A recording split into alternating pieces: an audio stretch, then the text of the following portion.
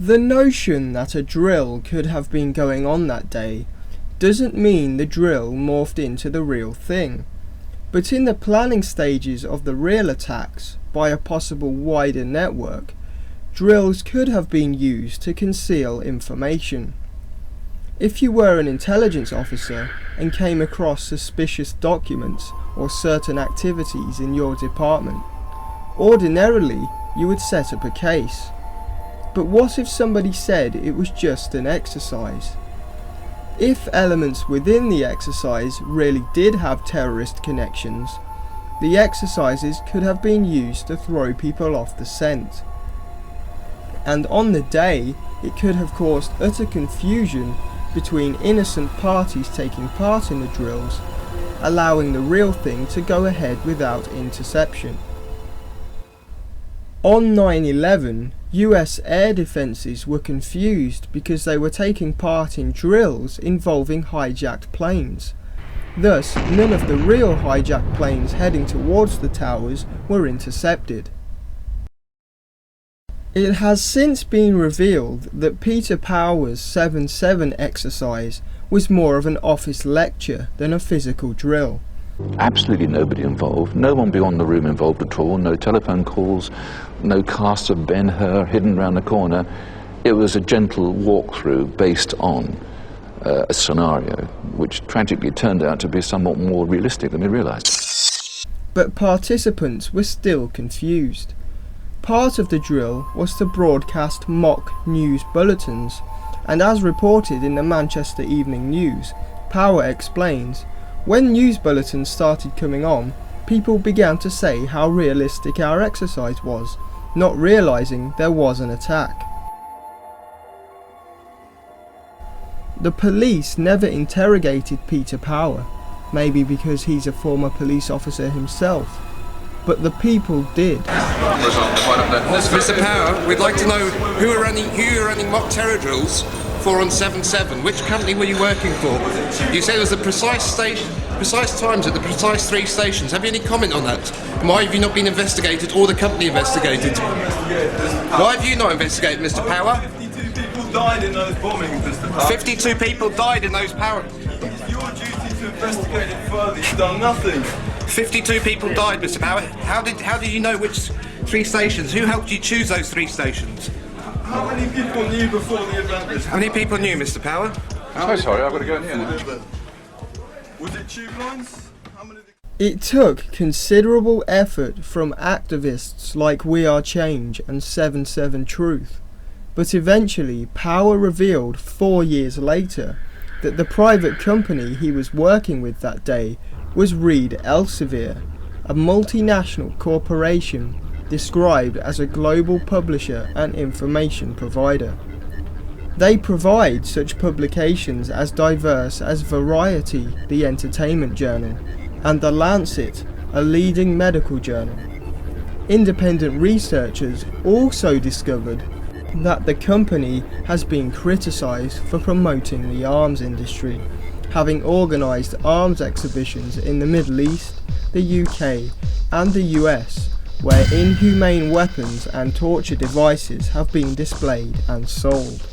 A company that houses information on multiple industries, has clients all over the world, and has a vested interest in the continuation of Middle Eastern wars, should at least be questioned when they choose a crisis management exercise for 3 of the stations involved in the real attacks at the same time and date.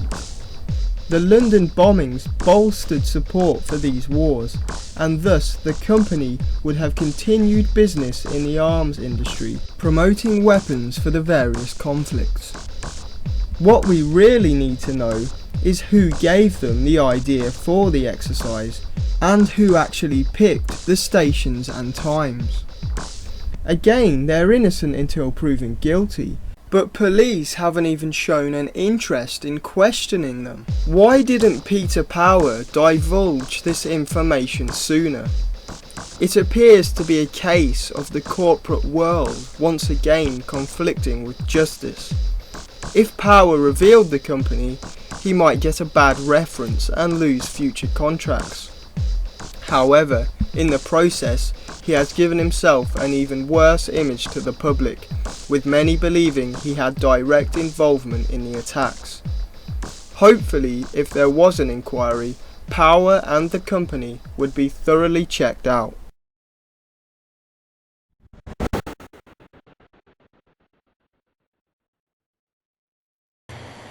On the streets of Beeston in Leeds today, there's a sense of shock and unease at the chilling video from Mohammed Sadiq Khan. Several tapes have been released into the media that are carelessly reported as confessions by some of the alleged bombers. This is immediately biased and doesn't stand up to scrutiny or context. These alleged martyrdom or confession tapes of Mohammed Sadiq Khan and Shahzad Tanweer are neither a confession to the bombings nor an admission that they wanted to be martyrs. Nowhere in the videos do they mention London, an attack they're planning to carry out, or any kind of attack at all. Looking at them objectively, they are ambiguous and metaphoric political rants that are against British foreign policy. Unfortunately, there are many anti-Western and anti-war political rants from Muslims and white British people. There are many similar tapes made by Muslims that then didn't carry out any form of attack. In fact, many of the radical preachers that were allowed refuge in Britain under a covenant of security have said far worse things on tape and even on British news broadcasts. Although it is a minority that are vocal in the tone of these videos. And until you stop the bombing, gassing, imprisonment and torture of my people, we will not stop this fight. We are at war and I am a soldier. During an illegal war in Iraq and a continued conflict in Afghanistan, they would only amount to circumstantial evidence if other concrete evidence from the day itself emerges. These alone do nothing to prove guilt. The source of the tapes themselves is not known, as they appeared out of the blue on Al Jazeera TV. The authenticity of terrorist tapes is always complex, and some have been exposed as fakes.